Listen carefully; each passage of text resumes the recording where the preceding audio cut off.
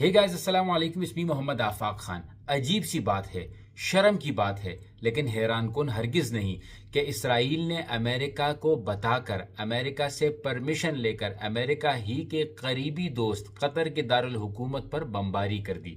ये वही कतर है जिसने अमेरिकन सदर डोनाल्ड ट्रंप को $400 मिलियन का जहाज गिफ्ट किया। ये वही कतर है जिसने चंद महीने पहले ही ऐलान किया था कि अमेरिका के साथ $1 ट्रिलियन से ज़ायद की सरमायाकारी करेगा। ये वही कतर है जहां पर मिडल ईस्ट के सबसे बड़े जो अमेरिकन मिलिट्री बेसिस, फौजी अड्डे हैं, वो कतर में ही मौजूद हैं।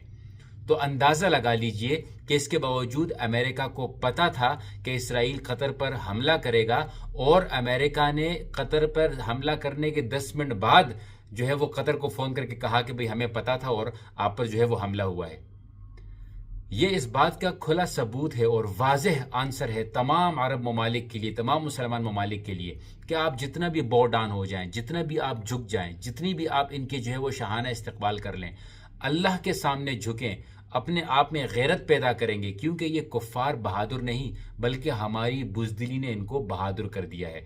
अब याद रहे कि इस बमबारी के बाद जो हमास की मीडिया सेल है, उन्होंने तो इस बात की तरदीद कर दी है कि लीडरान को जो है वो उसमें शहीद नहीं किया गया। अलबत्ता अमेरिका ने रिस्पॉन्ड भी नहीं दिया इस हवाले से। और एक और बात यहाँ पर समझ लीजिए कि कतर ने ये कहा है कि हमारे पास मुकम्मल हक है, हम हक महफूज रखते हैं कि हम इसराइल पर रिटेलिएट कर सकते हैं, लेकिन दुआ यही है कि ये हक हमेशा के लिए महफूज न रहे, इसका इस्तेमाल भी किया जाए। और कुछ खबरों में कहा जा रहा है कि कतर ने अपनी मिलिट्री ड्रिल्स भी शुरू कर दी हैं। याद रहे कि अमेरिका के जो वेपन्स हैं, या कतर के पास जो वेपन्स हैं सॉरी, वो अमेरिका के ही बनाए हुए हैं। और अमेरिका के मिलिट्री बेसिस की एक जिम्मेदारी ये भी थी कि कतर के सॉइल की हिफाजत करे, लेकिन ऐसा कुछ भी नहीं हुआ। ये सब वाज़ेह सबूत है और आप अंदाज़ा लगाइए कि ये हालात किस तरफ जा रहे हैं। और ये उस वक्त हमला किया गया जब गज़ा की जंगबंदी के हवाले से बहस चल रही थी। तो आप अंदाज़ा लगा सकते हैं, खुली किताब बन चुकी है कि कौन जंगबंदी चाहता है और कौन जंग को बढ़ाना चाहता है, कौन लोगों को लड़वाना चाहता है, कौन ममालिक को लड़वा कर अपने लिए फ्यूल जो है वो लेना चाहता है। और याद रहे कि अमेरिका की हालत एक भिखारियों जैसी हो गई थी, इनकी इक़्तिसादी हालत इतनी ख़राब हो गई थी कि ये ममालिक में जाता रहा, अरब ममालिक में, और इनसे इन्वेस्टमेंट के हवाले से भीख मांगता रहा।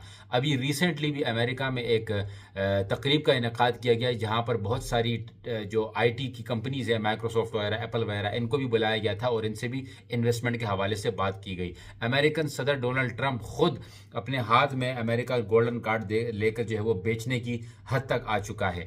अमेरिका में अगर वीज़े के लिए अप्लाई करना हो तो $20,000 आपको रखने पड़ेंगे। इससे अंदाज़ा लगा लीजिए कि ये इनके घुटने जो है इन्होंने टेक दिए हैं पूरी दुनिया में जंगे कर करके, हाथ में कुछ भी नहीं आया। लेकिन यही वक्त है, अगर हमारे मुस्लिम उम्मा के लीडरान जागेंगे, ख़ुद में गैरत पैदा करेंगे, ख़ुद में यकजहती पैदा करेंगे, तो इक़्तिसादी तौर पर तो ये ख़त्म है ही, उम्मीद है कि मिलिट्री तौर पर भी ख़त्म हो जाएंगे, बशर्त ये कि हम सब, हमारे जो ममालिक हैं, वो एक हो जाएँ। जज़ाकुम।